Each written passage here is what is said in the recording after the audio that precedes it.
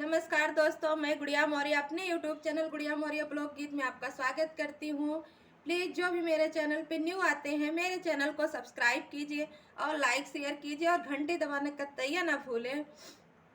मैं आप लोगों के लिए एक बहुत ही प्यारा कहरवा गीत लाई हूँ। जौनपुर से आवेला सोनार छोटी ना नदी, सोनार छोटी ना नदी। हो जौनपुर से आवेला सोनार छोटी ना नदी, सोनार छोटी ना नदी, सोनार छोटी ना नदी। टीकवा गढ़ेला पातीदार छोटी ना नदी, हो टीकवा गढ़ेला पातीदार छोटी ना नदी। टिकवा होई गया पना सोनरवा भैल सपना, हो टिकवा भैल अपना सोनरवा भैल सपना। सैया भैले गुलरी का फूल छोटी ना नदी, हो सैया भैले गुलरी का फूल छोटी ना नदी, सैया भैले गुलरी का फूल छोटी ना नदी। जौनपुर से आवेला सोनार छोटी ना नदी, सोनार छोटी ना नदी। हरवा गढ़ेला पातीदार छोटी ना नदी, पातीदार छोटी ना नदी। हरवा होई गया पना सोनरवा होएगा सपना, हरवा होई गया पना सोनरवा होएगा सपना। सैया भैले गुलरी का फूल छोटी ना नदी, सैया भैले गुलरी का फूल छोटी ना नदी, सैया भैले गुलरी का फूल छोटी ना नदी। जौनपुर से आवेला सोनार छोटी ना नदी, सोनार छोटी ना नदी।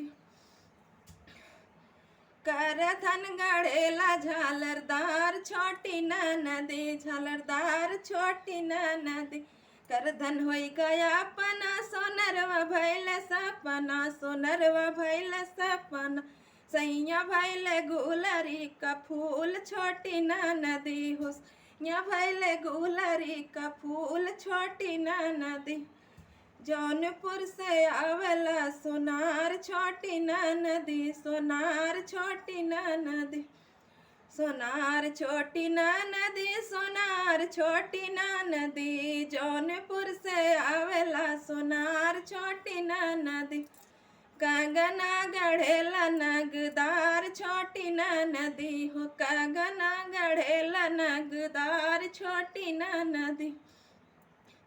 कंगना होई गया अपना सोनरवा भैल सपना, हो कंगना होई गया अपना सोनरवा भैल सपना। सैया भैले गुलरी का फूल छोटी ना नदी, हो सैया भैले गुलरी का फूल छोटी ना नदी। जौनपुर से आवेला सोनार छोटी ना नदी, सोनार छोटी ना नदी।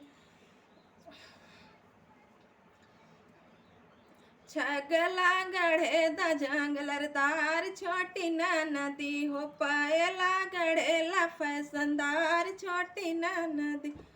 पहला होई गया अपना सोनरवा भैल सपना, सैया भैले गुलरी का फूल छोटी ना नदी, हो सैया भैले गुलरी का फूल छोटी ना नदी। जौनपुर से आवेला सोनार छोटी ना नदी, सोनार छोटी ना नदी।